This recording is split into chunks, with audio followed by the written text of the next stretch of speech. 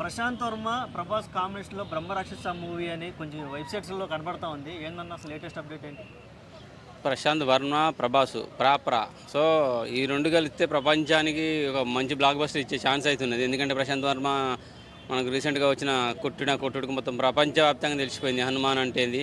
మన సూపర్ హీరోలు అంటారుగా, మన సూపర్ హీరో ఎలా ఉంటాడు అనేది ప్రపంచానికి అంతా చూపించింది. వాళ్ళు వాటర్ తోటి అదోటి ఇదోటి గాలితోటి రకరకాలుగా పెట్టేసి యానిమేషన్ చేసి చూపించారుగా. రియల్ సూపర్ హీరో ఎలా ఉంటాడో మనోడు చూపించాడు. సో మళ్ళీ పేరు కూడా బ్రహ్మ రాక్షస అంటున్నారు. సో బ్రహ్మాండం బద్దలవుద్ది ఖచ్చితంగా. ఆల్రెడీ ప్రశాంత్ వర్మ బాలయ్య బాబు కొడుకుతో సినిమా ఏదో అన్నారు, మరి అది తప్పకుండానే ఉన్నాడని రకరకాల రూమర్స్ వస్తున్నాయి. అది ఎంతవరకు నిజమో తెలియదు. ప్రభాస్ తోటి ఇంత తొందరగా అవకాశం వచ్చిందంటే దాన్ని వినియోగించుకోకపోతే ఈయన లైఫ్ ఖరాబ్ అయిపోద్ది ఫ్యూచర్లో ఖచ్చితంగా ప్రశాంత్ వర్మది. ఎందుకంటే రామ్ గోపాల్ వర్మ ఆల్రెడీ చాలా మూవీలు లైనప్ లో పెట్టుకొని ఉన్నాడు కదా, మళ్ళీ ఇప్పుడు కానీ ఈయనగా ఆ టైం అంత ఈజీగా వస్తుంది నేనైతే అనుకోవట్లేను. రూమర్ ఏమో అనిపిస్తుంది నాకైతే. ఒకవేళ వస్తే మాత్రం ఖచ్చితంగా టైటిల్ కూడా చాలా హెవీగా ఉన్నది. రీసౌండ్ అయితే ఖచ్చితంగా వినపడుతుంది.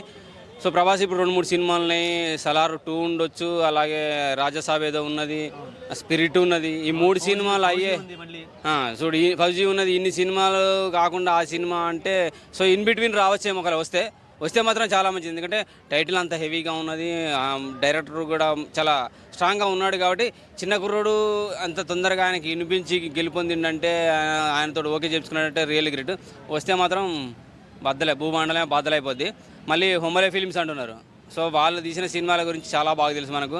ప్రపంచవ్యాప్తంగా గుర్తింపు కూడా ఉంది కేజీఎఫ్ లాంటి సినిమాలు. ప్రభాస్ అన్ని వాళ్ళతోనే చేస్తున్నాడు హంబోలి ఫిల్మ్స్ తోటి. అలా కుదిరిందా లేకపోతే ఏంది అసలు? కుదిరినట్టున్నది. ఎందుకంటే డైరెక్టర్ కూడా చాలా మంచి డైరెక్టర్. ఆయన డైరెక్టర్ ఫస్ట్ సినిమా కూడా చాలా బాగున్నది. అదే కాపీ అని రకరకాలుగా అన్నారు ఏది సాలార్ని.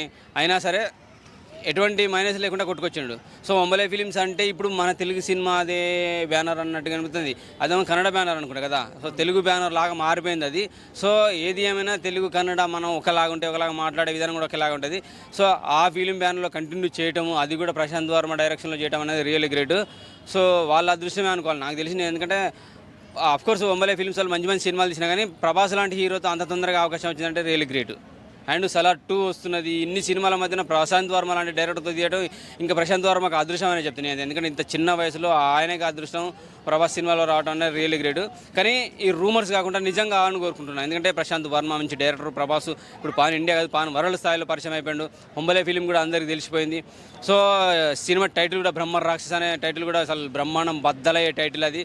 సో ఖచ్చితంగా ఈ సినిమా లేట్ కావద్దనేది కోరుకుంటున్నాను. ఇప్పుడు బాలయ్య బాబు కొడుకుతో సినిమా అనౌన్స్ చేశారు. ఆ తర్వాత హనుమాన్ 2 ఉంది. హనుమాన్ 2 ఉన్నదా?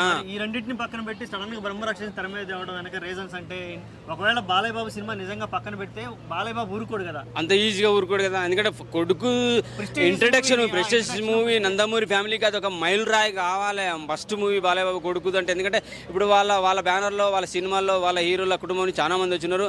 మ్యాక్సిమం 99% సక్సెస్ అయిన ఉన్నారు అందరూ. సో తన కొడుకు ఫస్ట్ మూవీని ఇలా వెనక ముందు అడిగేసుకుంటున్నదంటే ఆయన ఊరుకుంటాడు? అంత ఈజీగా వదిలిపెట్టాడు కదా. సో ఇది రూమర్స్ అయితే కావద్దు అనుకుంటున్నా. వస్తే మాత్రం సినిమా రావాలి. కానీ బాలయ్య బాబు కొడుకుతోటి సినిమా ఉన్నది కాబట్టి అది ముందు పట్టాలు ఎక్కాలి. ఆ తర్వాత బాలయ్య ఈ లోపల ప్రభాస్ 3 సినిమాలను ఈయన క్లియర్ చేసేసుకుంటాడు. అప్పుడు ఫ్రీ అవుతారు. ఎందుకంటే టైటిల్ హెవీగా ఉండటం వల్ల ఈ సినిమాకి ఎటువంటి ఆటంకాలు రాకుండా ఉండాలని కోరుకుంటున్నాను. సో వస్తే మాత్రం చెప్తున్నా 100% ప్రపంచం బద్దలైపోద్ది. భూమండలం షేక్ అంటారుగా ఆ టైప్లో బ్రహ్మ రాక్షస అన్న టైటిలే చాలా హెవీగా ఉంది కాబట్టి.